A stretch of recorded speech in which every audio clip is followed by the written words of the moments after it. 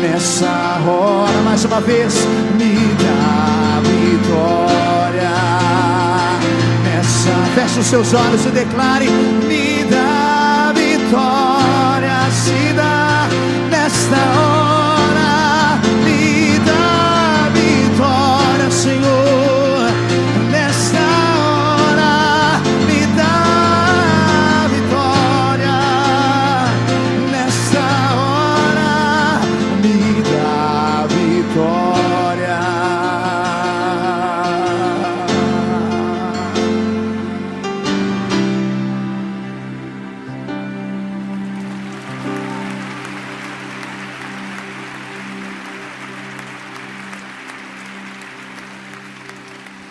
Nosso Deus é um Deus de milagres, amém? Dê a mão ao irmão que está ao seu lado, pelos corredores também. E Deus é maravilhoso. E uma das coisas tão bonitas é que Deus muda o programa e é tão bonito deixá-lo. Hoje nós não sabíamos que o querido Gerson estaria conosco e toda a sua família. E um presente carinhoso de Deus ele trouxe.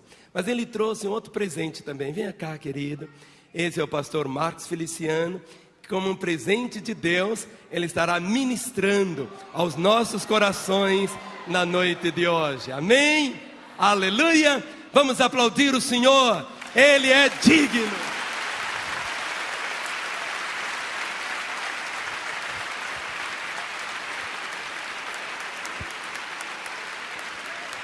Aleluia. Toda honra, toda glória seja dada a Jesus. Cumprimento os irmãos com a paz do Senhor. Cumprimento os irmãos com a paz do Senhor. Quantos estão felizes hoje aqui? Então escolha uma pessoa bem bonita do seu lado e dê um sorriso para ela. Isso. Se não tiver ninguém bonito o suficiente aí, pode olhar para cá e sorrir, ok? Pronto. Se o sonoplasta deixar o meu microfone igual ao do André, eu vou dar um beijo nele. E não se empolga. Estou feliz, porque Deus realiza sonhos, né? E a nossa agenda não é a agenda de Deus. A dele está sempre na frente da nossa. Até ontem eu não sabia que está aqui.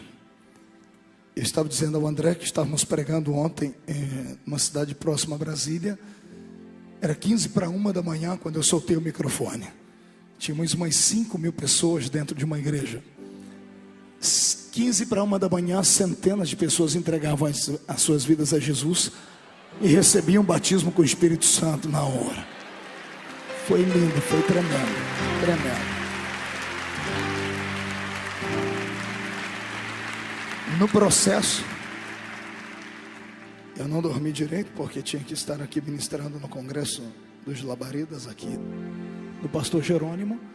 E quando eu estava no hotel à tarde, tentando descansar, o coração queimou. O Senhor disse: você tem que ir à Igreja Batista da Lagoinha hoje. Eu falei: Senhor, mas ninguém me conhece lá. Eu conheço todo mundo lá, porque eu sou um fã incondicional. Fã no bom sentido da palavra, você entende. Eu amo esse ministério, tenho orado por ele. E muitas das minhas ministrações, eu quase estrago esse ministério, porque eu resolvo cantar as músicas. Aí é só Jesus. Ainda bem que a Bíblia diz que o Espírito intercede por nós com gemidos inexprimíveis. Eu acho que é nessa hora que a minha voz é uma taquara rachada, já deu para perceber. Imagine eu tentando cantar as músicas. Mas como eu prego só para o povo bem pentecostal mesmo, o pentecostal é assim: quando ele vê que o negócio não está dando muito certo, ele emenda um glória a Deus com aleluia. Aí ninguém escuta o que eu estou cantando e fica tudo bem, cai fogo e graça, não é? E aí eu fiz alguns contatos, eu disse: Jesus, eu tenho que ir lá hoje, de qualquer forma. E aprove a Deus que estivesse. Eu vim para cultuar, eu queria conhecer a igreja. Aí de repente o pastor me deixou pregar. Hoje era o André que ia pregar. Muito obrigado, André, Deus te abençoe. Meu coração está aqui quase saindo pela boca. Eu não sei nem o que faço aqui. Abra sua Bíblia comigo. Segundo livro das Crônicas, capítulo de número 5. A partir do versículo de número 12. Louvado seja o nome do Senhor Jesus. Deus está nesse lugar. Quem encontrou, diga amém. Quem não encontrou, diga misericórdia. Eu espero você achar. Você vai encontrar, está aí na Bíblia. Eu tenho esperança que você vai achar. Eu sou assembleiano, né? Eu já fui assembleiano do pé roxo. Hoje eu só sou assembleiano roxo. E tem uma velhinha. Velhinha não é uma vela pequena, é uma velhinha. Lá na minha igreja, que toda vez que eu vou pregar, é só Jesus para ter misericórdia. Um dia, pastor, eu disse assim: vamos ler no livro do profeta Ageu. E ela sentou do lado da minha sogra e ela começou em Gênesis. Chegou no Apocalipse e deu meia volta. Colocou a Bíblia de lado, pegou a harpa cristã. Sabe a harpa, o livro do Inário da Assembleia? Pegou, olhou para minha sogra e disse: seu genro está louco. Inventou um livro que não tem. Tem sim, está aí. Tem que ter paciência para achar. Está escrito assim: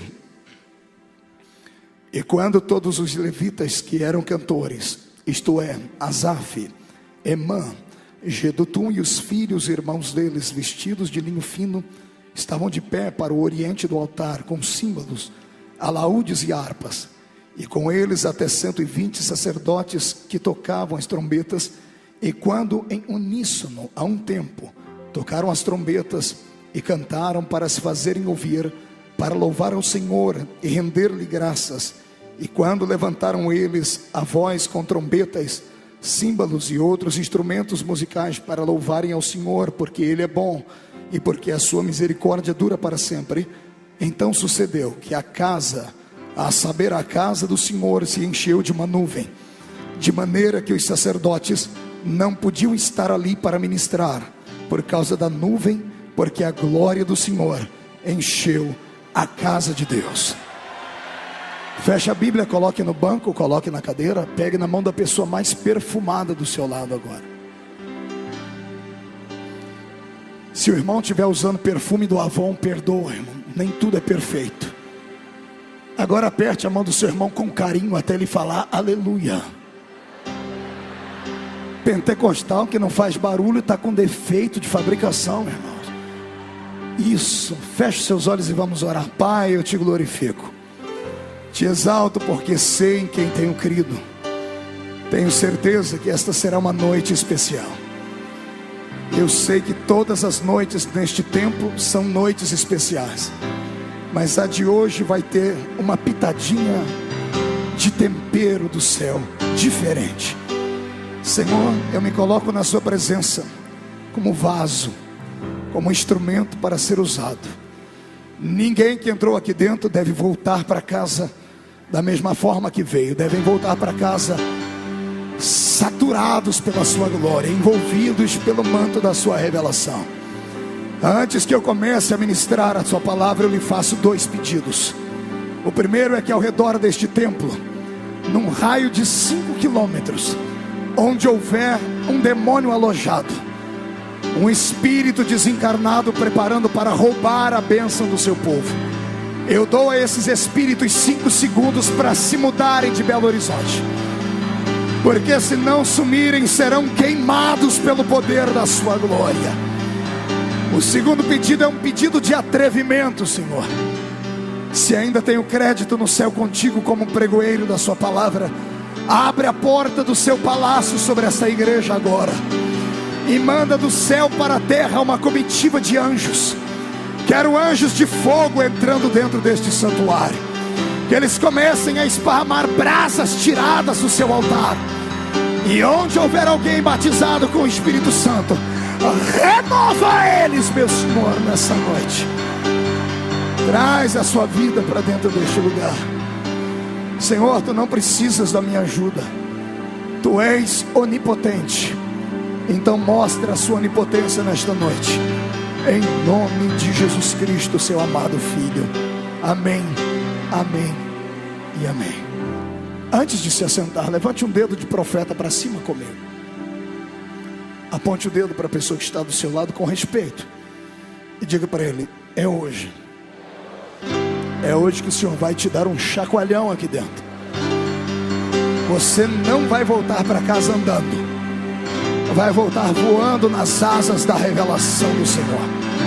Quem acredita nisso, aquele glória a Deus, que só essa igreja sabe. Tome o seu assento glorificando a Jesus. Aleluia. Glória a Deus. Tome os seus assentos, por favor. Glória a Deus. O pastor Márcio fez uma coisa que eu acho que ele nunca mais vai fazer. Ele falou para mim: você tem liberdade. Essa tarde deu problema com esse negócio de liberdade, né, irmão Flamarião, pastor? Me deram 1h30 para pregar, eu acho que eu preguei 3. Tem gente até agora torto lá, envergado debaixo da presença do Senhor. Foi lindo o culto. Eu preciso só ouvir o som do microfone aqui no retorno. Parece que ele está indo, está voltando. Se você me der um pouquinho de agudo aqui, vai ganhar outro beijo. Ele não quer o meu beijo de jeito nenhum, não sabe o que está perdendo. Senhoras e senhores, eu sei que o texto que nós escolhemos para nossa leitura e meditação hoje é um texto conhecido desta igreja. Até porque louvor e glória é algo que não falta nesse ministério. Aliás, louvor e glória é algo que esta igreja tem exportado para fora dessas paredes. Eu olho daqui de cima e pelo Espírito eu percebo que eu não prego para homens e mulheres de carne e osso simplesmente hoje. Eu prego para brasas de fogo tiradas do altar do Senhor Jesus. Mas sempre é bom lembrarmos algumas coisas. E uma delas é a história que eu vou contar. Eu tenho 32 anos e prego o Evangelho de Jesus desde os 14. A bem da verdade que eu não pregava com 14 anos, com a experiência e com a cultura bíblica que prego hoje. Mas desde novinho eu me envolvi com esse povo pentecostal. E eu amei essa glória. E eu fui absorvido por esse poder. E eu sou apaixonado por este movimento que não tem quem consiga pará-lo. Porque é um movimento que não nasceu na terra, nasceu no coração do Deus Todo-Poderoso. E desde a minha tenra infância, eu fui ensinado por algumas mulheres do círculo de oração a buscar a Deus de toda a minha alma e com muita propriedade. E eu nasci numa cidade de 30 e poucos mil habitantes, ainda moro lá. Quando perguntam de onde eu sou, eu falo Ribeirão Preto para encurtar caminho. Porque quando eu falo o nome da minha cidade é um problema. Porque vem 10 perguntas na sequência. A primeira, como é? A segunda, existe? A terceira, tem no mapa? Você pode repetir o nome da cidade? Então eu encurto o caminho, digo que é Ribeirão Preto, porque fica ali na região. E eu fui criado dentro de uma igreja que tinha 3 metros por 4. Era um salãozinho pequenino, muito simplório. Não havia luxo, não havia muito conhecimento. Os nossos irmãos não tinham a sua mente tão elevada e tão própria e cheia de conhecimentos. Mas era um povo humilde, mas que amava a presença de Deus. E me ensinaram que sem a presença de Deus, a gente não anda, não caminha, não consegue viver nem respirar. Só vale a pena entrarmos dentro de um templo como esse e sairmos aqui cheios da presença do Senhor, sentirmos o seu toque, sabermos que Ele está nos ouvindo e melhor, saber que nós podemos dar a Ele algo que é muito forte e poderoso, algo que ninguém pode arrancar de dentro da gente, que é a força explosiva do louvor que habita dentro do nosso peito. Você não é comum, e a força que há dentro de você é tão forte, tão grande, que se você entendesse o que há dentro de ti hoje, você jamais voltaria para casa andando de cabeça baixa, pensando que é o verme do carrapato. Você voltaria para casa acreditando que você de fato é um embaixador do reino de Deus na terra, e que tem autoridade divina para esmagar serpentes e pisar sobre os escorpiões, e ter uma autoridade maior ainda. Não é você quem tem que fugir da presença dos seus inimigos, são seus inimigos que têm que se esconder quando você passar pelas ruas. Não é você quem tem que correr atrás da bênção, é a bênção que, se quiser ser abençoada, vai ter que ser acelerada para acompanhar o seu ritmo, porque você não é comum e não é natural. Acredita nisso? Dê mais um grito de glória a Deus aí. O som vai e volta. Eu preciso do som aqui. Por favor, me ajude aqui, querido. Eu não sei o que está acontecendo. Isso, a minha voz, isso aí, desse jeito tem que ficar. Minha voz não é bonita igual a do pastor Márcio. Quando eu entro pelos caminhos do livro de Crônicas 5, 6 e 7, eu tenho um dos eventos mais belos do Velho Testamento. Eu vejo a transição do povo de Deus deixando de adorar ao Senhor em um templo móvel, que podia ser montado e desmontado. Vejo os homens de Deus deixando o tabernáculo, vindo agora para uma tenda, chamada tenda da congregação, mas de repente está instaurado o templo de alvenaria. Um templo suntuoso, belo, majestoso. Colocaram nele o nome de Templo de Salomão. A bem da verdade deveria ser Templo do Deus Todo-Poderoso. Houveram outros templos lindos e tão belos quanto dele, alguns dados a Jeová, outros prestados a ídolos, como o templo da deusa Diana, a Diana dos Efésios, que foi uma das 7 maravilhas do mundo antigo. Paralelo ao templo de Salomão, tivemos o templo de Zorobabel. Herodes também construiu alguma coisa parecida, mas nada que se igualava ao templo que Salomão de fato erguera e dera ao seu Deus. Quem não tem intimidade com a Bíblia Sagrada e lê esse texto, por um momento chega a dizer assim: Salomão era um homem perfeito, era um homem santo e sensível, era um homem que soube dar um presente a Deus lindo e grandioso. Mas quem conhece a história a fundo sabe que Salomão teve poucos momentos de intimidade com Deus. Raros foram os momentos de simplicidade com Deus. Talvez quando criança, quando Deus lhe visitou e disse: pede-me o que tu queres, e ele olhou ao Senhor e disse: eu quero sabedoria para saber entrar e sair diante do seu povo. E esta sabedoria talvez tenha sido a causa da morte da sua vida espiritual, porque no meio da caminhada nós temos um homem que deixa um legado de 3 livros para nós lermos na Bíblia, cada um escrito em uma fase da sua vida. O primeiro escrito na sua jovialidade, quando ele tinha robustez, quando ele era um verdadeiro Dom Juan, inveterado, por assim dizer. 700 mulheres e 300 concubinas faziam parte da sua agenda, fora uma por quem ele se apaixonou. E esta, por quem ele se apaixonou, ele se curvou diante dela e dedicou parte da sua vida escrevendo um livro, que é o livro de Cantares de Salomão. Quem lê este livro sabe que é um livro poético, é um livro que até o Concílio de Trento foi chamado de livro pornográfico. Tamanha é a ilustração e a liberdade com que ele tem de elogiar aquela por quem ele está apaixonado. Detalhe, esta mulher era diferente de todas as que ele conhecia. Em certo momento ele a chama de Meilená, ou morena. Mas a palavra Meilená, traduzida por morena neste livro, ela é algo mais forte, é negra como um carvão. Salomão se apaixonou por uma mulher diferente na cor da pele. Ele se apaixonou e se curvou diante dela, e deixou esse legado que é este livro de Cantares. Eu nunca vou entender a poesia de Salomão, porque funcionou para ele, para mim não. Quando eu estava novo convertido na igreja, eu queria conquistar a moça mais bonita da igreja, que além de ser a mais bonita, era a mais abençoada de todos os sentidos, era crente e ainda era rica. Eu falei: Jesus, se o Senhor me dá essa, eu estou feito o resto da minha vida, né? Só que ela era muito crente, pastor. E aí o que eu fiz? Eu fui conversar com o líder da mocidade. Eu disse: como é que eu faço para conquistar a Edileuza? Eu disse: olha, ela além de ser inteligente, ela é muito crente. Conquiste ela com um versículo da Bíblia. Eu disse: versículo da Bíblia? Não é melhor eu fazer um versinho? Ele disse: que versinho? Eu disse: que tal aquele: desde o dia que eu te vi subir no coqueiro e nunca mais desci? Ele falou: não vai prestar. Eu falei: mas que versículo eu vou dar para ela? Ele disse: tem um livro na Bíblia que é mestre em conquistar corações. E ele me deu o livro de Cantares, e eu li 6 vezes o livro, e peguei um versículo e mandei para ela, e fiquei orando, jejuando. Falei: Senhor, vou conquistar ela, porque funcionou. Salomão conquistou 1000 mulheres com essa historinha aqui. E eu mandei o versículo para ela. Irmãos, eu nunca vou entender, porque ela me mandou um versículo respondendo que até hoje me dá apavoramento só de lembrar. Eu não sei o que deu na cabeça dela, como foi que chegou lá, porque com Salomão funcionou.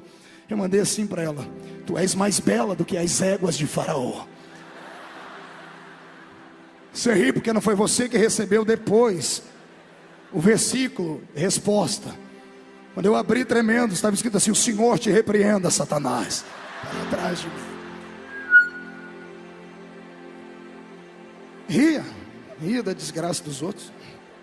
Ainda bem que Jesus entrou na história. Depois de 6 meses ela voltou a falar comigo, e eu conquistei o coração dela e me casei com ela. Aleluia. Deus é fiel. Irmã Edileuza. Aí, quando eu vejo Salomão escrever este livro, ele não sabia o que estava escrevendo no livro de Cantares. Para ele era só uma poesia para uma mulher por quem ele se curvara. E Deus transformou aquelas palavras, porque ele era filho de um grande homem íntimo de Deus, num livro poético que fala do amor de Deus para a sua igreja. No meio da sua existência, ele deixa um livro que parece um livro de leis. Ele escreve o livro de Provérbios. Ele devia estar naquela fase que Freud chama de idade do lobo, que o homem não é um jovenzinho e também não é um velho. Ele está com seus cabelos brancos, mas não se sente mais com coragem suficiente para conquistar quem quer que seja. Ele quer agora pensar para a posteridade, e ele escreve o livro de Provérbios. E quem lê Provérbios diz, não é o mesmo que escreveu o livro de Cantares. Porque o livro de Cantares, ele é cheio de poesia, de coisas, entre aspas, uma malícia sensual, mas santa. E o homem que escreve o livro de Provérbios está dizendo assim, melhor é o homem ir a um velório do que ir a uma festa. Quem lê diz, esse camarada é louco, mas não era. Ele estava amadurecendo. Quem vai a uma festa não pensa no amanhã, bebe, fuma, se esvai, faz tudo que não deve, não pensa no amanhã. Mas quem vai a um velório e olha para dentro daquele paletó de madeira e vê o seu amigo, seu parente que morreu num acidente de carro, e vê que ele ontem estava com você e depois não estava mais, sai do velório dirigindo o seu carro a 20 por hora, respeitando todos os semáforos, respeitando todos os sinais de trânsito que tem na rua, porque quem vai a um velório, ele pensa na vida, ele está amadurecendo. Quando ele chega na idade fugaz da sua existência, ele é um velho, e ele olha no espelho, ele vê que os únicos amigos que ele tem são artrite, artrose, osteoporose, reumatismo, cataratas e algumas doenças que amam os velhinhos. Quando ele olha para o espelho, ele vê que aquele Dom Juan de Marco está parecendo um monstro que saiu de um filme de terror. Seus olhos estão amarelados, os dentes estão tortos, os cabelos estão ralos, em cima das suas mãos estão as veias sobressalentes, seu corpo está todo manchado. Ele olha para o espelho, ele vê o espectro da existência. Aí ele pega a mesma caneta que ele escreveu para Sunamita, uma carta de amor. Pega a mesma caneta que ele deixou um legado de justiça para os homens, e escreve agora o seu desabafo. Ele diz, há um tempo para tudo na terra, e eu achei que não havia. Há um tempo de plantar, mas há um tempo de colher tudo que se planta. Há um tempo de sorrir, mas há um tempo de chorar. Há um tempo de viver, e eu acho que ele para, tremendo, e diz, há um tempo de morrer. Ele abaixa a cabeça e termina o livro dizendo assim, lembra-te do teu Criador nos dias da tua mocidade, antes que venham os maus dias e cheguem os anos nos quais venhas a dizer, não tenho neles contentamento. Vai fechando o livro com um versículo que ele pega e transporta lá para o começo do livro. Vaidade, vaidade, tudo é vaidade. Salomão não era um homem espiritual como nós pensamos e observamos aqui neste livro. Esse momento da construção do templo, em que Deus desce dentro do santuário, em que ele ergue a voz para cima no capítulo 7 e faz uma oração transcendental, foi um momento único e exclusivo na vida dele. As honrarias não devem ser dadas a ele, mas sim àquele a quem o coração se curvou para que este templo fosse uma realidade. Para entender este texto, eu tenho que lhe convidar a voltar comigo no tempo pelo menos 52 anos. 52 anos antes deste episódio. 52 anos antes que tudo isto acontecesse. 52 anos antes, eu quero que você entre em Israel comigo e perceba que Israel é uma nação grande, próspera, tem um rei bonito, um rei que era hábil e tinha habilidade com a sua espada. Era um rei que os hebreus sonharam a vida toda. Deus era o seu rei até então. O regime era teocrático. Até que um dia o povo chega diante de Samuel e diz, olha, já que Deus veio com a gente no deserto, nós queremos dar o descanso para ele, não queremos mais ele sendo o nosso rei. Nós queremos um rei que a gente possa ver, que a gente possa dizer para as nações, o nosso rei tem um cabelo cor castanha, seus olhos são azuis, e tem 1,90 m de altura, é destro na espada. É rico porque é de família de fazendeiro. Deixe Deus lá no trono dele. Samuel chega desconcertado diante de Deus, para explicar, porque ele era porta-voz de Deus para o povo e do povo para Deus. Era sacerdote e profeta. Ele chega sem saber o que dizer, e Deus para ele e fala: Samuel, fique tranquilo, eles não rejeitaram você, rejeitaram ele. E como eu sou educado, como eu sou um cavalheiro, como eu sou um gentleman, como eu não sou um déspota, nem um tirano, nem um ditador, eu darei a eles o que eles querem. Eles querem um rei, homem, belo, forte, vigoroso, rico, que saiba e entenda tudo de etiquetas. Eles terão esse rei. Vai e consagre um moço chamado Saul. E Saul era belo, forte. Quando Deus sai de cena, o povo não aceita Saul. A metade divide, uns querem, outros não querem. Até que Saul resolve fazer algo inusitado. Ele ouve dizer que alguém está cercando Israel e ameaçando. Ele vai para o meio do curral do seu pai e pega um boi. Não me pergunte como. A minha Bíblia diz que ele estraçalha um boi com as mãos.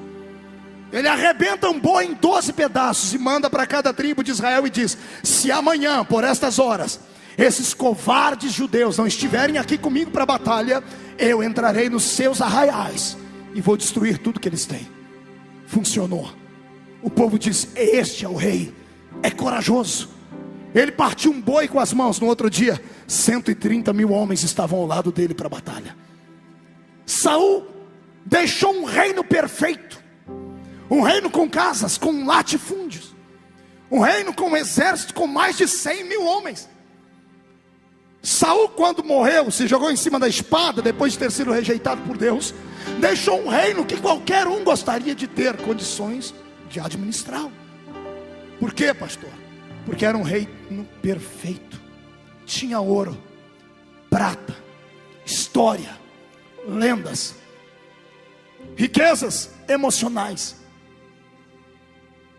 tribos separadas, príncipes, casas bem feitas, um palácio que não era semelhante ao que Salomão fez anos mais tarde, mas era um palácio, súditos. Quando Saul morre, o reino está perfeito, mas está incompleto. Pastor Marco, calma aí. Isso aí é um paradoxo sem tamanho. Como é que pode existir uma coisa perfeita e incompleta? Se a palavra perfeição, ela abrange tudo, perfeito é perfeito. Pois bem, o reino que Saul deixou era perfeito, mas era incompleto. Te dou um exemplo. Quando você vai num supermercado e compra um vaso, o vaso é perfeito, não tem um trincado nele, não tem um amassado, está perfeito, saiu das mãos do oleiro, passou pelo forno, está pintado. O vaso é perfeito, mas é incompleto. Ele só será completo quando você levar para casa e der utilidade a ele. Você colocar uma flor dentro dele, água, joias, ou fazer como os egípcios, colocar a ossada dos seus antepassados dentro dele. O vaso é perfeito, mas só é completo quando algo está dentro dele. Eu vou falar uma coisa que vai te deixar apavorado. Calma, antes de me jogar pedra, ouça, para você não cometer nenhum tipo de pecado. O céu é um reino perfeito, mas é incompleto. Pastor, não, isso não acredito, não aceito. Pois aceite o reino do céu, o céu onde o meu Deus está. Ele é perfeito, porque quem o arquitetou foi o arquiteto supremo do universo. Deus não faz nada errado. Deus não escreve torto em linhas tortas, como dizem por aí, não. Nada do que Ele faz está fora do seu controle. Não existe nada que aconteça no universo, no cosmos, na terra, na vida do ser humano, na vida do reino vegetal ou em qualquer outro dos reinos que há, que pegue Deus de surpresa, porque Ele é um ser perfeito e tudo que Ele faz é perfeito. O céu é perfeito, mas é incompleto. E é incompleto por quê? Porque você está aqui.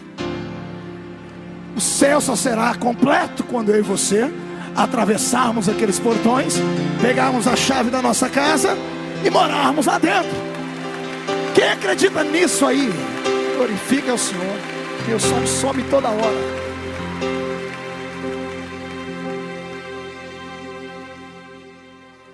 O reino que Saul deixou era perfeito, mas era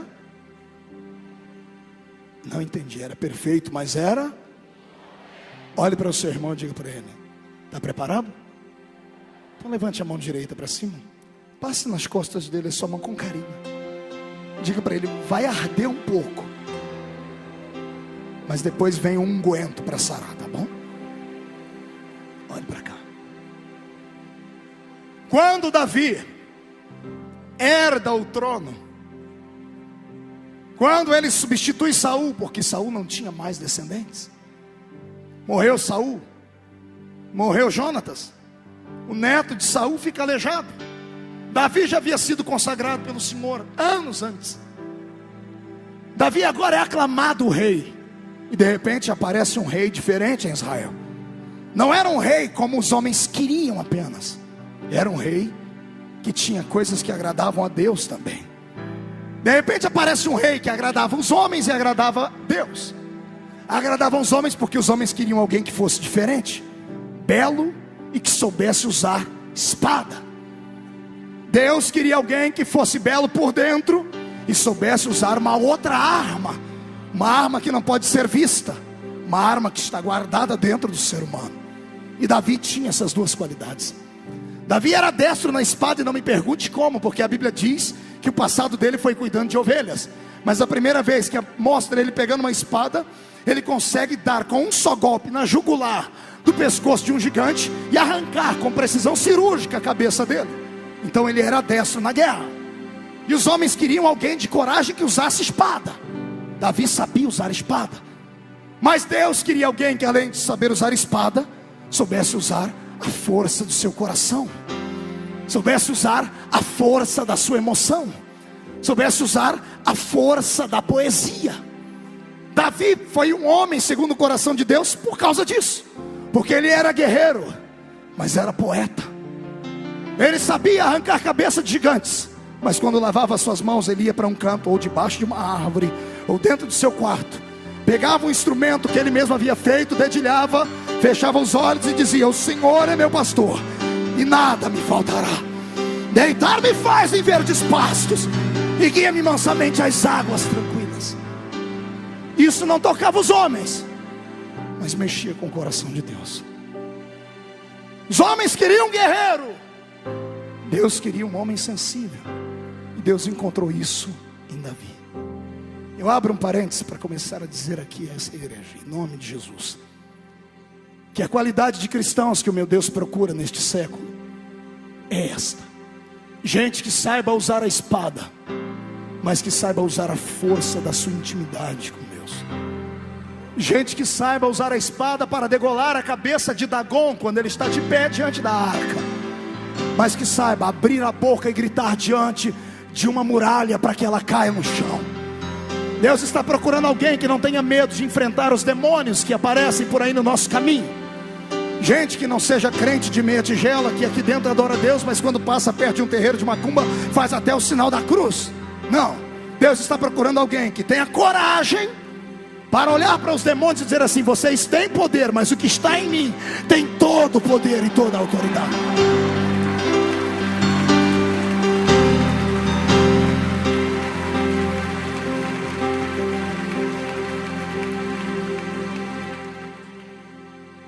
Mas Deus está procurando alguém que saiba chegar diante dele e dobrar o seu joelho e chorar quando preciso.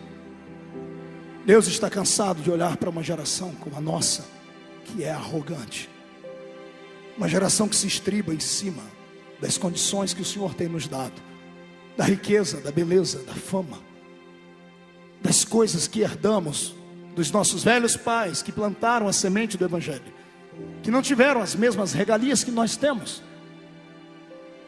mas que eram infinitamente mais espirituais do que nós somos. Deus está cansado de olhar para uma geração que vem à igreja para ter o seu ego massageado, para pessoas que quando vêm à igreja querem apenas ouvir alguma coisa que toque profundamente a sua alma e faça-o sentir um verdadeiro anjo com duas asas e uma auréola na cabeça.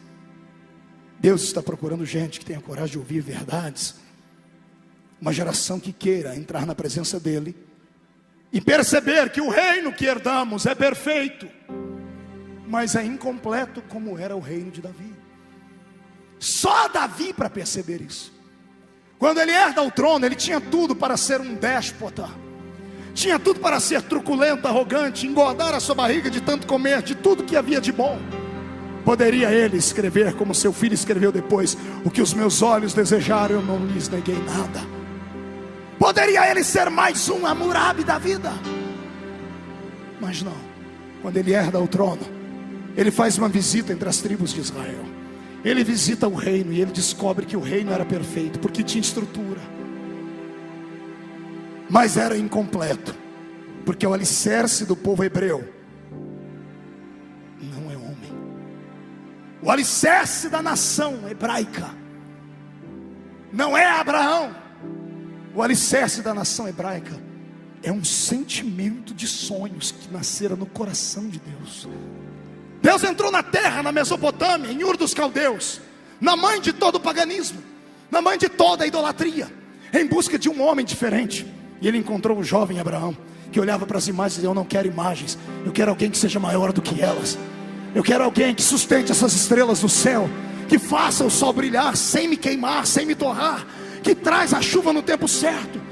Este é o Deus que eu quero. E Deus encontrou ele, ele encontrou Deus, e os dois pegaram um na mão do outro e caíram fora daquela terra maldita. O alicerce dos hebreus é a promessa eterna do céu. E Deus olha para Abraão e diz: em ti serão benditos todas as famílias da terra. Está entendendo? O alicerce daquele povo não era o ouro, não era a prata, não era a espada, mas era o que era metafísico. Era aquilo que era invisível, que atraía a atenção de todas as nações. E todo mundo dizia assim: como é que a gente faz para destruir esse povo? E ninguém dava conta. As pelejas de Israel eram interrompidas, porque havia uma força sobre-humana que os ajudava. Diante de um mar, o mar se abre para eles passarem. No meio do deserto, o sol não consegue queimar a pele deles, porque vem uma nuvem por cima e faz sombra. Durante a noite o frio não consegue estorricar a pele deles, porque uma coluna de fogo é acesa. Quando estão com fome, Deus cria uma padaria no céu e põe anjos para trabalhar a madrugada inteira, porque às 6 horas da manhã o pão tem que estar quentinho na porta da casa deles, que era chamado de maná. E quando eles olham para cima e enjoamos do maná, Deus tira a padaria e transforma numa churrascaria e faz chover carne na mesa deles. Essas histórias mexiam com as nações. Todo mundo tinha medo de Israel. Teve um dia, numa batalha, que Israel gritou tanto, porque uma arca entrou no meio deles, que os filisteus do outro lado tremeram e disseram assim: parece que Deus desceu lá no meio deles. Tamanha era a fama desse povo. O alicerce da nação judaica não era nada terreno, era divino. Era intimidade com Deus, eram louvores, era a dependência daquele que fez os céus e a terra. E agora que eles estão na terra prometida, que manda leite e mel, sabe o que eles dizem a Deus? Muito obrigado, Senhor, não precisamos mais de ti para nada. Queremos um homem. E sabe o que Deus faz? Deus olha para a terra e diz assim: deixa-me ver onde é que eles me veem. E Deus lembra da arca. Todas as vezes que eles olham para a arca, eles lembram da minha presença, porque eu desço entre os querubins. Então estou indo embora de Israel. E Deus deixa a arca ir embora de lá.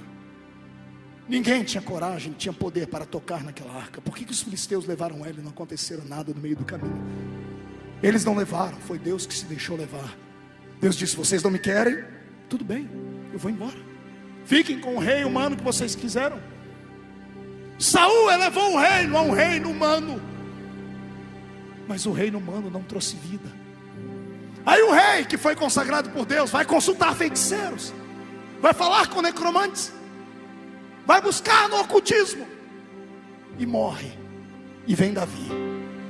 E Deus diz: esse é diferente. Porque quando ele está debaixo de uma árvore ou no meio de uma luta, tudo para ele é poesia. Deus está procurando uma geração sensível, uma geração que saiba que estamos aqui dentro. Isto aqui não é um anfiteatro, não é uma casa de espetáculos. Alguém que quando entra aqui dentro saiba que isto aqui não é outro lugar senão a casa de Deus. Alguém que entenda que esse arrepio que sobe pela sua coluna, essa emoção que vem aos seus olhos em forma de lágrimas, essa vontade que te dá de às vezes ficar de pé e aplaudir, não vem da terra. É a glória do Senhor que emana lá de cima e é atraída pela sensibilidade. Segura aí. Sabe por que tem gente que vem dentro da igreja num culto como esse, você olha para ele do jeito que ele entra, ele sai? Desculpe aí os meus jargões, eu sou lá do meio do mato, vai me perdoando. Por que tem gente que senta do seu lado no culto e você olha para o indivíduo, você canta perto dele e a única coisa que você consegue ver é tristeza no rosto dele, frieza. O cidadão é tão gelado numa reunião como essa, frio, que se você ficar 5 minutos perto dele, você pega resfriado. E se você entrar alegre e olhar muito para a cara dele, ele rouba a sua alegria. Porque não há intimidade, só tem estrutura. Ele precisa de algo sobre-humano. Em compensação, por que tem gente na igreja que às vezes o diácono tem que ficar perto dele para segurar ele? Irmão, segura aí, porque senão o senhor vai escandalizar as pessoas. Por que tem gente que pula, grita, planta bananeira, corre, salta, fala em língua estranha, expulsa Satanás, dança com pessoa? Amado, é uma questão de intimidade com aquele que fez os céus e a terra, é só isso. Pastor, não, isso aí é desequilíbrio emocional. Uma vírgula. Não é.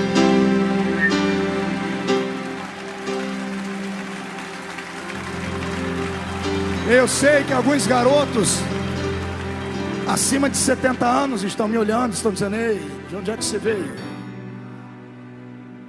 Não venha trazer a sua doutrina assembleiana para cá. Não, não é doutrina assembleiana, é bíblica. Mas você é garoto, você não sabe nada. Eu sou novinho na idade, eu tenho quilômetros rodados. São 53 países do mundo pregando. 9 anos pregando todos os dias, de manhã, de tarde, de noite. Públicos com 500, 200, 300 mil pessoas ao redor desse planeta. Terminei meu doutorado agora em teologia. Arranho uns 3 idiomas. Li a Bíblia 18 vezes. 800 livros acerca dela. Sou presidente de um seminário bíblico. Então não venha dizer que isso aqui é fruto de uma mente nervosa, desequilibrada. Não. O que eu estou falando é uma questão de sobrevivência. Não basta ter estrutura, tem que ter a presença do Todo-Poderoso dentro dela. Não adianta ficar me olhando com essa cara feia, parecendo que foi batizado num pote de vinagre. Assuma a sua posição. Ou você é ou não é. Ou você é quente ou é frio de uma vez. Não fique morno desse jeito. Uma hora dá glória, outra hora não dá. Uma hora acredita, outra hora não acredita. Uma hora acende uma vela para Deus, outra hora acende uma vela para o diabo. Ei, covarde, Deus hoje quer palavras com gente de coragem. Está na hora de assumir a sua posição. E a sua posição no reino é de adorador. E se é de adorador, por gentileza, abra a sua boca para adorar.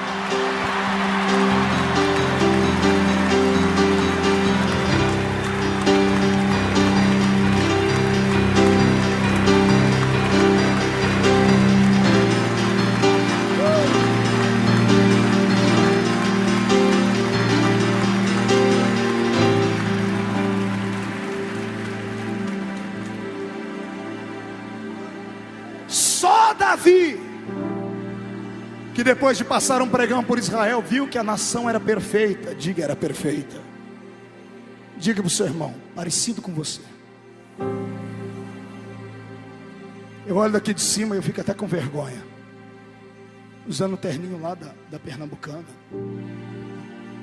Eu olho daqui de cima e eu vejo uma geração, garotas parecendo a Barbie, garotos parecendo Brad Pitt, senhoras e senhores tão bem alinhados, instruídos. Eu dei uma olhadinha ali na garagem, eu falei: Jesus, a gente só anda de condução, quando vê carro assusta. É verdade. Eu vim num carro, o irmão falou: Marião, eu juntei aqui do lado. Eu falei: Jesus, que negócio é esse? Temos estrutura. Herdamos um reino gigante. A minha geração tem nas mãos aquilo que nenhuma geração teve. Temos megatemplos, temos multidões a qualquer hora, temos espaço na política, na mídia. Pastor, hoje somos respeitados? Não, as pessoas nos engolem, descemos de forma quadrada. Tem que nos engolirem, não nos aceitam. Tem que nos engolir porque sabe que nós temos poder de voto. Se nos uníssemos, poderíamos hoje eleger um presidente evangélico. Hoje nós temos pessoas influentes e importantes. Então nós vivemos uma época que eu não sei como chamar, pastor Márcio. Não é uma idade negra como a idade média, mas também não é uma idade áurea e brilhante como a da época apostólica. Vivemos uma idade, uma fase estranha. Estranha por quê, pastor? Porque a gente reúne milhares e milhares de pessoas. Centenas e centenas de homens e mulheres vêm todos os dias para a igreja, ouvem palavras, sabem o que é certo e o que é errado, ouvem coisas profundas, mas do jeito que entram, saem. Não há mudança. O nosso povo ama congregar em igrejas grandes, porque não há muito compromisso. Não há pastor que dê conta de cuidar de todas as almas que estão aqui dentro. Aí pessoas vêm e levam uma vida turbulenta, levam uma vida catastrófica, desnutrida por dentro, vazia de compromisso. E aqui dentro da igreja a gente olha, parece um anjinho barroco. Só falta você olhar para o irmão e ele está assim, ó. Na hora de cantar ele canta, até chacoalha os bracinhos, até chora. E diz: pastor, eu chorei hoje, eu estou crente. Você chora escutando Zezé de Camargo, irmão? Não, pastor, eu gostei, eu choro vendo até coreografia. Meu irmão, você chora vendo a América, novela das 8. E o dia que você assistiu o filme do Titanic, quando o Leonardo DiCaprio apareceu com a boquinha roxa? Ai, meu Deus.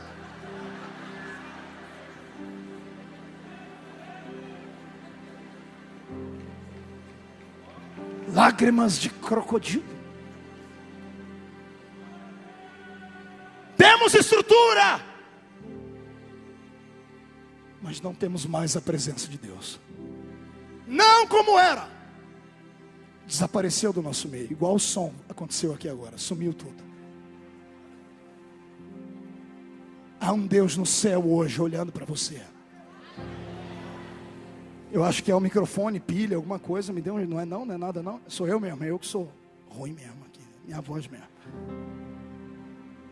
Há um Deus no céu olhando para nós aqui dentro hoje, esperando uma atitude, esperando que alguns entre nós hoje saiam do anonimato, recebam uma unção de coragem e tenham ousadia para trazermos de volta aquilo que foi roubado. Deus está procurando uma geração como a de Davi, uma geração que herdou um reino perfeito, mas que percebe que ele é incompleto e não aceita, e não quer ficar sem a presença dele, e não admite entrar no culto e sair do jeito que entrou, e não quer ver as coisas entrarem por um caminho sem volta, que não aceitam a flor do pecado ficar dentro do nosso meio, que não admitam pessoas levarem vidas duplas. Gente que queira assumir um compromisso com Deus de verdade, não apenas vir esquentar um banco de igreja, mas gente que queira pagar um preço, para que a presença dele que foi embora, volte o mais rápido possível. Você quer isso? Você deseja isso? De verdade mesmo? Então levante a mão direita para cima, coloque a mão no ombro do seu irmão com carinho e respeito, chacoalha ele até ele ficar irritado. Irrita ele. Diga para ele: você quer mesmo? Diga então: primeiro, você tem que sentir a necessidade da presença dele. Diga: você está sentindo falta dele? Está? Quem está? Então diga para o seu irmão agora: segundo, vai ter que ter coragem. Não há espaço para frouxo, não há espaço para covarde, não há espaço para quem não tem coragem.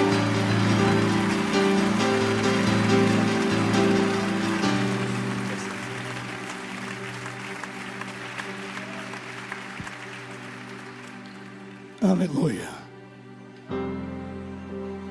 Davi passa um pregão pelo povo e sabe o que ele detecta?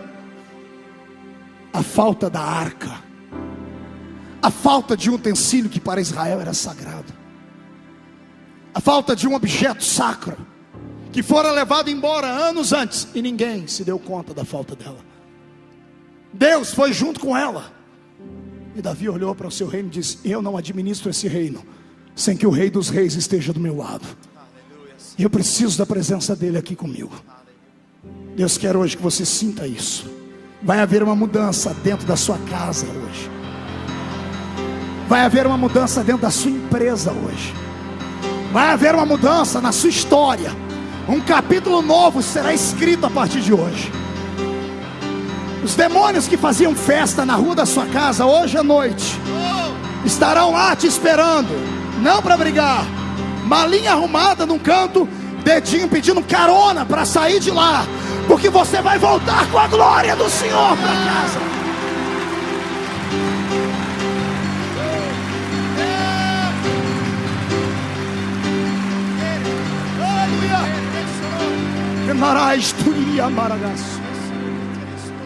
Então vem comigo. Quando eu olho para Davi, sabe o que eu vejo? Eu vejo a história da minha geração. Talvez você não, porque você só conhece essa igreja. E essa igreja é linda, tem tudo, é perfeita, tem glória, tem graça, tem unção. Mas eu queria que Deus lhe desse a oportunidade que tem me dado de caminhar pela terra, de entrar dentro de igrejas que são mausoléus. Sabe o que é um mausoléu? É aquelas casinhas que existem dentro de cemitério, que as famílias ricas fazem. São belas, ornamentadas, letras garrafais em bronze, estrutura toda em gesso, em mármore. Tem alguém pago para trocar a planta todo dia na porta. Os vidros são fumês, à prova de bala. As alças dos caixões que estão lá dentro são banhadas a ouro. Mas quando você entra lá dentro, só tem gente morta. Eu queria que você visse o que aconteceu com a Europa, ou que você fosse pela América do Norte, ou que você pregasse comigo ano passado num templo no centro do Canadá, em Toronto, gigantesco como esse, belo, lindo, um culto de alegria, poder. Quando eu terminei o culto, o pastor me pegou na minha mão chorando e disse: você foi a última voz profética que esse templo ouviu. Eu disse: por quê? Porque ele foi vendido. Foi vendido porque não tem ninguém para ficar dentro dele. Só uma família de 6 italianos. Templo vazio, vale 3 milhões de dólares canadenses. E eles venderam o templo. Eu passei lá depois, onde tinha uma bela igreja, onde eu preguei um dia. Jesus batizou muita gente com o Espírito Santo. Tem um lugar ermo, um jardim e algumas casas do lado. Nessa noite eu sentei no templo, enquanto as luzes se apagavam, eu olhei para aquelas paredes e disse: Deus, quantas vezes o Senhor não operou aqui dentro? Quantas vezes o seu Espírito não voou aqui dentro? E agora estava falido. Por quê? Porque os homens só deram ouvido à estrutura,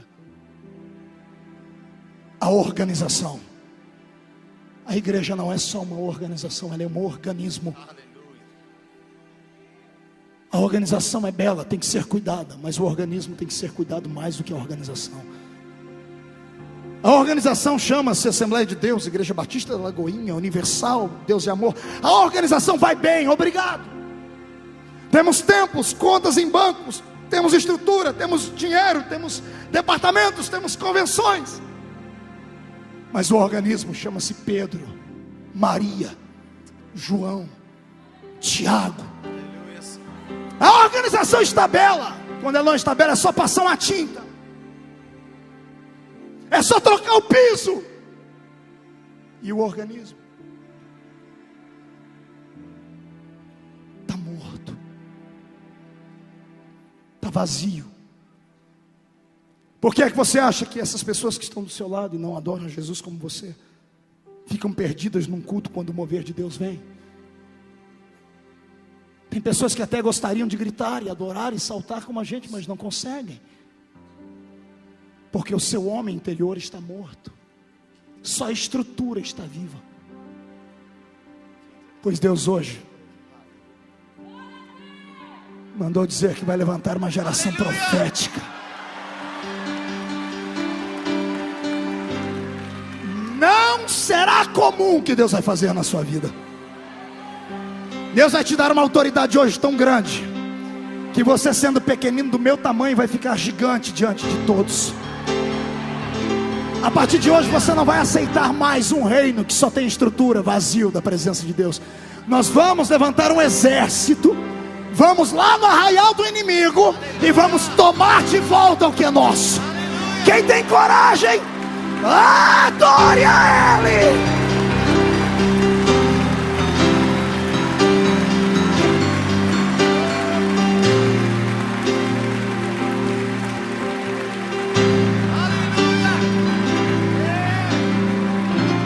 Você quer? Deus vai lhe usar.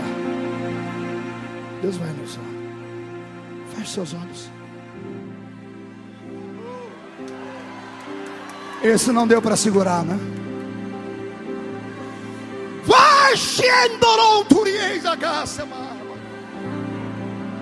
que o Senhor te dê a unção que vieste buscar nesse lugar. Recebe ela. Aleluia. Mudanças começam assim. Aleluia. Deus precisa de alguns diferentes.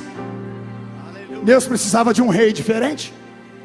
Um rei que não olhasse só para a estrutura. Um rei que olhasse para a vida espiritual. Quando Davi percebeu que Deus não estava lá, sabe o que ele fez? Ele convocou soldados. Ele passou um pregão no meio do povo e disse: eu quero homens de coragem, que tenham coragem de ir comigo no arraial dos inimigos para trazermos a arca de volta. Não há promessas. Não posso dizer que não vão voltar machucados, não posso dizer que vão voltar vivos. Mas os que forem comigo vão trazer de volta. E ainda que ninguém nunca se lembre do seu nome, soldado, lá no céu você terá uma coroa de glória. Vem comigo. E Davi parte para uma batalha diferente. Uma batalha que não visava despojo de reinos, não visava terras, cavalos, ouro, prata, não. Ele partiu contra os inimigos só por causa da arca, porque Deus habitava nela. E a batalha está travada, e soldados lutam com coragem, com veemência. Alguns caem mortos, outros são machucados, outros ficam aleijados. No final da batalha, os israelitas dão um brado de vitória e diz: conseguimos vencer o inimigo. Alguém entra dentro de um templo pagão e traz a arca. Quando a arca vai chegando, os soldados olham para ela e começam a tremer, porque todos eles só ouviram falar dela. Ninguém nunca tinha visto aquela arca. Era lenda para aquela geração. Como milagres é lenda para a minha geração. Como paralíticos andarem, cegos verem, mortos ressuscitarem, é lenda para a minha geração. Eu profetizo, pastor Márcio, que a minha geração não viverá de lendas. A minha geração vai marcar histórias.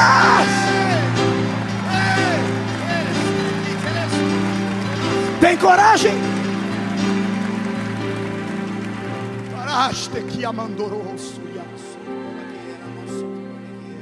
Pastor Marco, o que o senhor quer dizer? Eu quero dizer que nós temos que brigar, lutar, para que a glória, o fogo, a chama do Espírito não se apague. Não aceitar que as ingerências do mal e o espírito que permeia sobre muitos lugares se aproxime deste lugar, porque esta igreja hoje é referencial no Brasil e no mundo. Pastor Márcio, eu falo agora não como pastor, mas como profeta. A Igreja Batista Lagoinha está proibida de ficar vazia da glória de Deus. Está proibida, porque muitas igrejas se espelham nessa. Eu profetizo que você vai desencadear um avivamento no planeta Terra. Vai desencadear.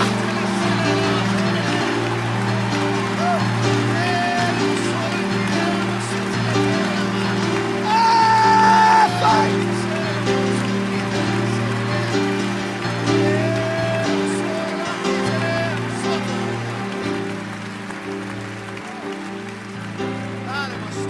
Eu já estou terminando, falta mais 4 horas só.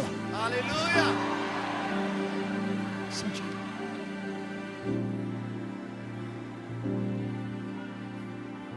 A batalha termina. A arca está na mão dos judeus. Davi está alegre. Ele manda alguém na frente falar com a mulher dele: vai lá em Jerusalém, fala para minha esposa preparar uma festa. Aleluia. E se ela perguntar para quem, diga: é o rei que está voltando. Aleluia. Soldados param para tomar um banho, André. Pela primeira vez em 3, 4 meses eles tomam um banho. Davi tinha 2 grupos de exército. Um que ele herdou de Saul, o outro que ele conquistou na caverna de Adulão. 30 homens. 30 homens feios, por dentro e por fora. Gente rejeitada, oprimida, gente endividada. E eu fico imaginando Davi meigo, com os seus cabelos encaracolados, com a sua face meiga, fugindo de Saul, saindo da frigideira, caindo direto no fogo. 30 homens truculentos, sanguinários.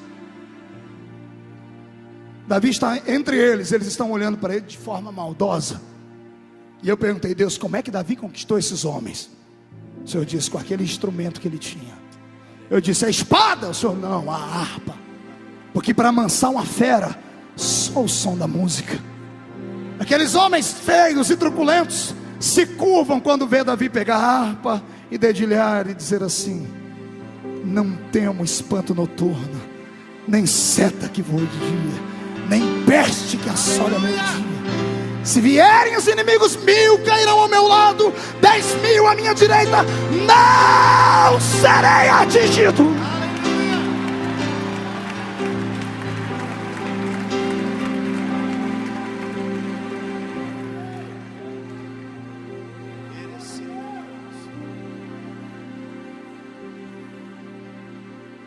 O exército de Saul tomava banho sempre. Agora esses 30 deve ter dado um trabalho para Davi. Davi troca, coloca uma roupa real, coroa, a roupa de rei. Mas a Bíblia diz que ele levou uma veste escondida, uma roupa de éfode de linho, uma estola sacerdotal. Escondeu ela dentro de uma sacolinha e ninguém viu. Na volta, Flávio Joséfos, historiador hebreu, diz que antes de Davi voltar para Jerusalém com a arca, ele pergunta aos soldados antigos: como é que um rei volta da batalha vitorioso? E alguém disse: há uma coreografia, rei. O rei vai na frente no seu cavalo com a sua coroa. À esquerda do rei vai um porta-bandeira segurando a bandeira do exército inimigo vencido aqui embaixo. À direita do rei vai um outro porta-bandeiras levantando a bandeira do exército vitorioso aqui em cima. Por que a bandeira do exército que perdeu aqui embaixo? Para que todo mundo que passar pela rua veja que aquele exército perdeu. Atrás do rei a sua comitiva particular, e atrás da comitiva particular do rei o seu exército. E Davi diz: então organize isso para mim. Está tudo pronto. Soldados, comitiva de Davi, o rei está no meio, coroa, todo organizado. Davi diz: porta-bandeiras à esquerda, pegue a bandeira do Deus dos filisteus, Dagon, primo de Emanjá, metade peixe, metade homem, parente da Yara, do folclore brasileiro, uma espécie de sereia, era o deus Dagon. Pegue a imagem de Dagon e desça ela bem baixo. Imagina Davi dizendo: mais abaixo, rapaz, mais abaixo. Rei, eu vou cair do cavalo. Que caia, mas essa bandeira tem que ir lá embaixo. Nunca mais ninguém vai humilhar Israel. Aleluia. À minha direita, onde está a minha bandeira? Qual delas, Davi? Eu quero a bandeira do leão da tribo de Judá, que vem alta. Levante ela! Glória! Glória! Glória! Segure. Davi olha e diz: parece que está tudo bem, vamos andar. Ele vai andar. Flávio Joséfos escreveu. Ele não consegue, o Espírito Santo não deixa. Tem alguma coisa errada. Moço da batalha, volta aqui. Como é que é mesmo a coreografia? O rei na frente, bandeira exército inimigo à esquerda, bandeira do exército vencedor à direita, comitiva do rei, soldados. Mas parece, está faltando alguma coisa. Lembrei: soldados, abra o espaço. esquerda, direita, tragam a arca.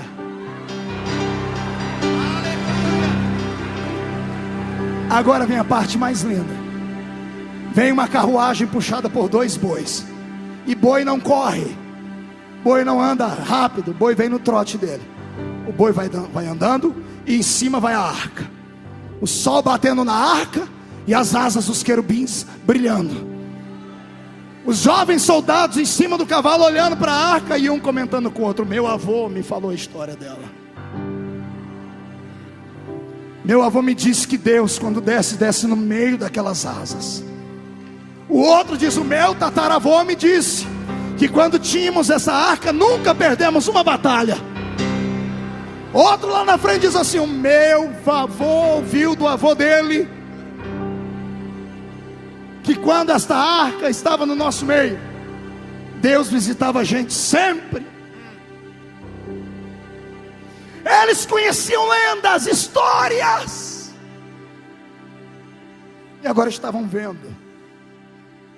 Agora eu imagino Davi, sensível como era, quando viu a arca, inclinou a cabeça, disse, ela vai na minha frente.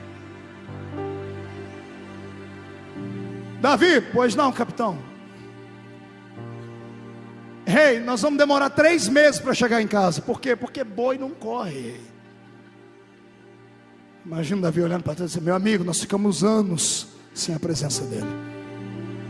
Não importa que demore 3, 4, 5, 6 meses, mas ele não sai mais da minha vista. Ele não foge mais. Eu vou atrás dele para ter certeza que ele vai voltar. Nem que demore 1 ano, mas que ele vai voltar, ele vai. Eu profetizo em nome de Jesus, que não me importa que vai demorar 1 semana, 1 mês, 1 ano. Todo o poder e glória que Jesus prometeu a ti, a unção que Ele te deu, vai estar sobre ti agora.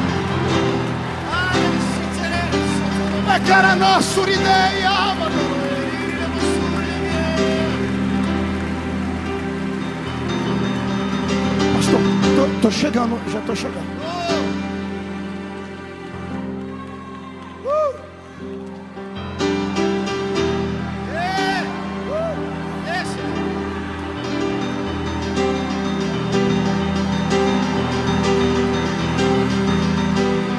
Desculpe aí, irmão, é uma questão de intimidade isso aqui. Meu corpo está inteirinho arrepiado, irmãos. Jesus vai pegar você a qualquer momento aí. Senhor, toma conta desse lugar já.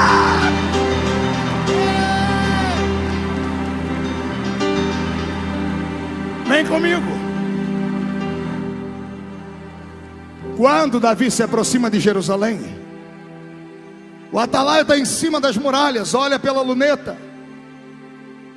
À esquerda a bandeira de Dagon, lá embaixo. À direita, o leão da tribo de Judá lá em cima. O atalaia emocionado pega uma buzina, só tocava buzina de guerra. Não é essa, hoje eu quero uma buzina de festa, cadê? Pega a trombeta de festa, e quando ele toca, Milca está lá na casa dela, no palácio. Ela olha para as criadas dela e diz assim, o rei voltou. Abram os portões. Os portões se abrem.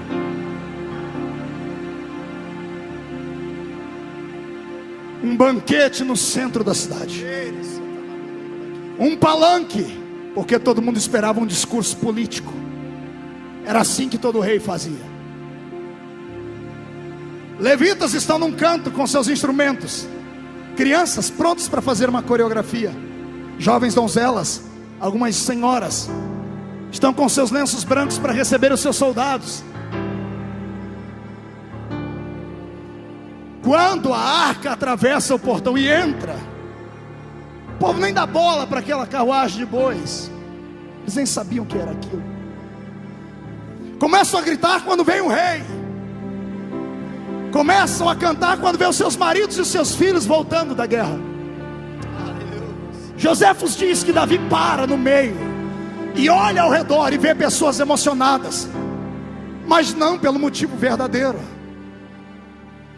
não pelo motivo que Deus esperava. Estavam emocionados pelos seus parentes que vinham da batalha. Depois de olhar para todos, Davi levanta a mão e faz silêncio em Israel. Ele pula de cima do seu cavalo.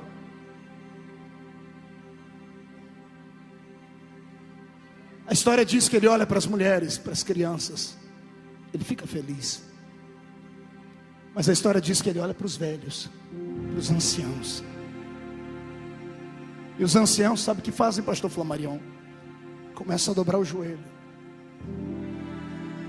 Pegam um cutelo, uma faca e começam a cortar os cabelos, a barba. Rasgam as roupas. Pegam cinza e jogam na cabeça. E num pranto, amarrado dentro da boca, começou a dizer: bem-vindo, Senhor. Não saia mais daqui. Perdoa o pecado dos nossos pais. Senhor, foi difícil viver tantos anos sem a sua presença. Não vai mais embora. Volta, Senhor. Senhor, vem para ficar. Senhor, perdoa a gente. As pessoas começam a gritar e a fazerem festa de novo. Davi não olha mais para ninguém. Quando ele vê os velhos, o coração dele tomba. Aí é a imaginação desse pregador que diz. Ele chama a sua comitiva, os seus 30. Fiquem ao meu redor aqui, de costas para mim todos. Silêncio em Israel. 10 minutos depois, Davi diz: podem sair. E quando as pessoas olham, o rei está sem coroa, está sem roupa de rei. O secretário está com um discurso para ele subir no palanque, para falar da área social, para falar da área da escola, para falar da educação, para falar de tudo. Davi esquece tudo isso. Ele está com uma roupa, uma estola sacerdotal, um pano comprido com uma cavidade no meio. Ele se cobre e amarra um cinto aqui. Aí ele vai perto da carruagem dos bois e rodeia a carruagem e olha para a arca. Mão esquerda nas costas, a direita na barriga.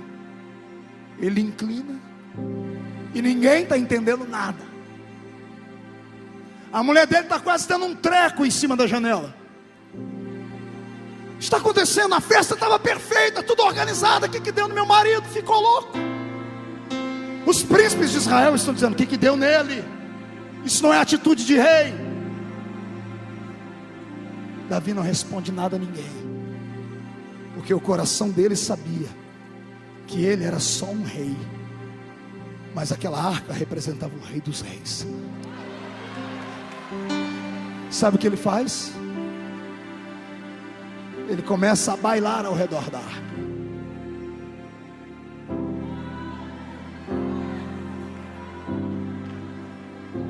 E dança.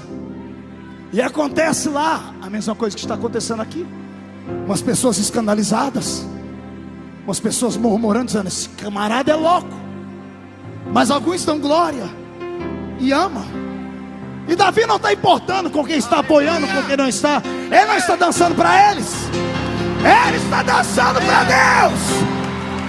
Deus está de pé recebendo.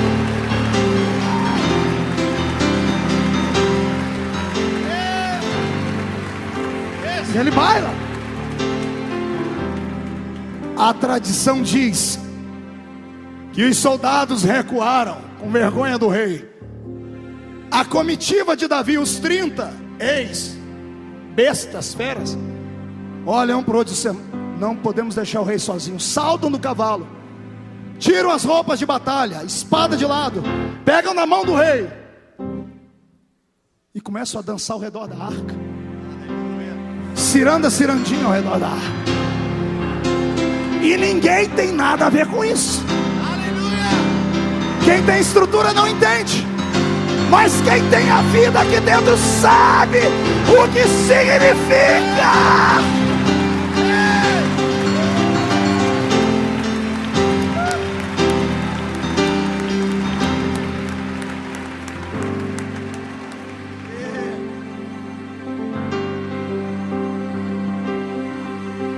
Ei, Mauricinho, Patricinha de Jesus, Engomadinho, rei da cocada santa, eu te convido hoje a quebrar todas as regras e protocolos. O rei já chegou. Adora!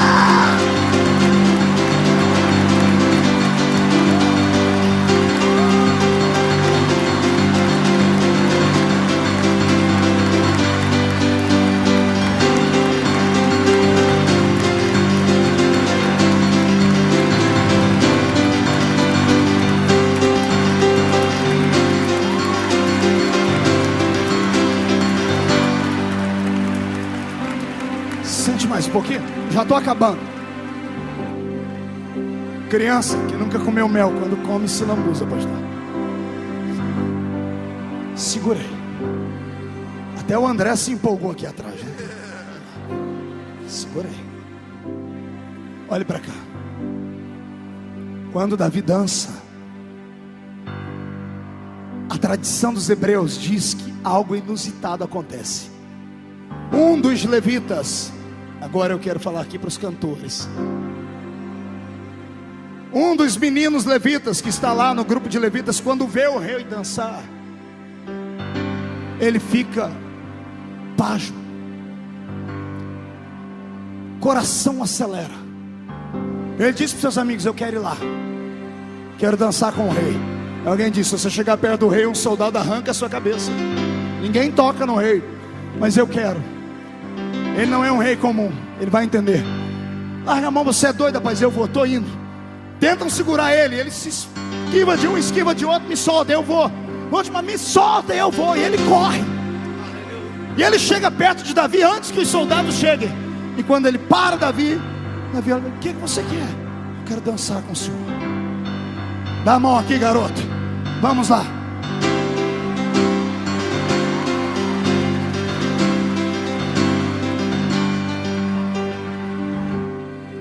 Agora entra a parte mais linda que poucos sabem. Aquele menino, quando chegou em casa naquela noite, ele não ouviu um sermão do pai dele. O pai dele chegou diante dele e disse: filho, eu vou ter que colocar outro nome em você. Seu nome não serve mais. Que nome papai vai me dar? Seu nome a partir de hoje vai ser Asaf. Por quê, papai? Porque Asaf significa Deus dele se apoderou. Ninguém segura aquele que Deus pega. Ninguém pode segurar. Ninguém.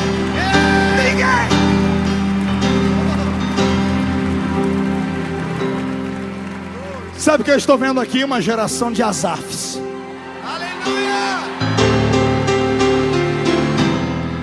Quero ver qual é a arma que Satanás vai fazer para colocar na sua frente. A batalha já está ganha. Deus hoje está procurando alguém que tenha coragem de fazer aquilo que ninguém mais tem. Não tenha medo de morrer. Se for por uma causa nobre e justa, se for para sentir a presença de Deus, se for para ter a mesma unção de Davi, arrisque o seu pescoço, mas venha. Vai, Asaf. Vão fazer piadinhas com você. Vão falar para você o que falavam para mim no seminário: você é louco, desequilibrado. Quando chegar aos 26 anos não tem mais voz para falar, de tanto que grita. Deus não é surdo.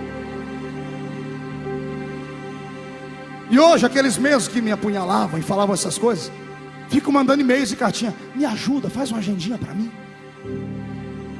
Mas por quê? A gente foi querer ser muito homilético. A gente ficou para trás. Você sumiu, por quê? Diz, porque eu tive coragem de fazer aquilo que ninguém teve. Deus é apaixonado por gente de coragem. Você está entendendo?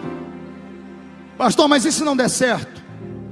É melhor ir e voltar do que nunca ir e conviver com a sombra da dúvida para o resto da vida, dizendo: e se eu tivesse ido, como seria? Pastor, mas não tem mais nem menos. Não dá para se ter a presença de Deus pela metade. Não há Pentecoste pela metade. Tens que aceitar a plenitude dele. E a plenitude dele não pode ser racionalizada aqui.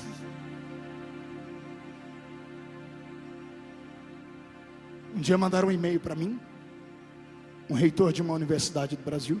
Ele leu um dos meus livros, Tempo de Avivamento. E ele mandou um e-mail para mim que eu tive que pegar um dicionário. Passei 6 horas para descobrir o que ele estava escrevendo ali. Que treva. A última frase ele disse assim: você tem um poder de hipnose, porque você provoca reações psicossomáticas no cérebro das pessoas. E eu, como bom assembleiano, quase falei em línguas. Achei que ele estava sendo renovado.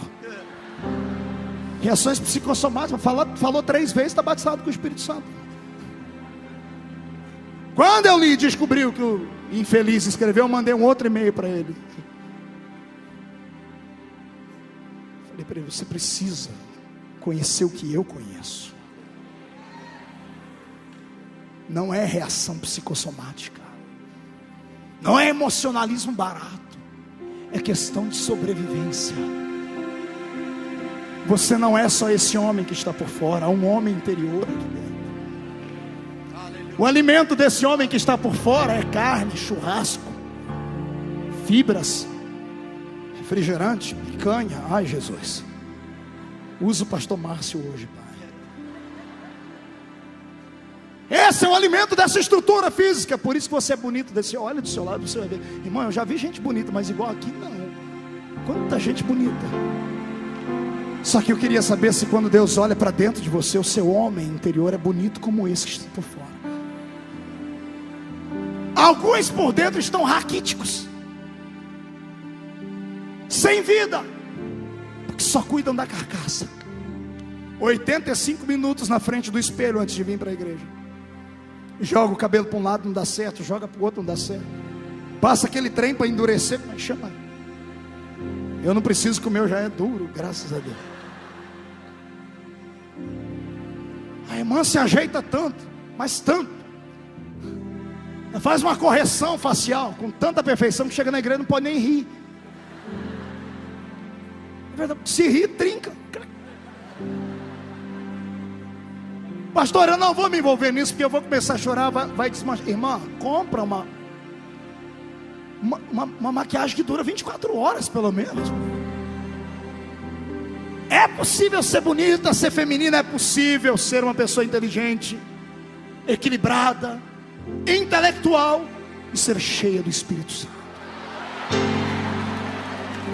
É possível. Está dando os dedos já? Falta só mais 1 hora. Tá bom demais.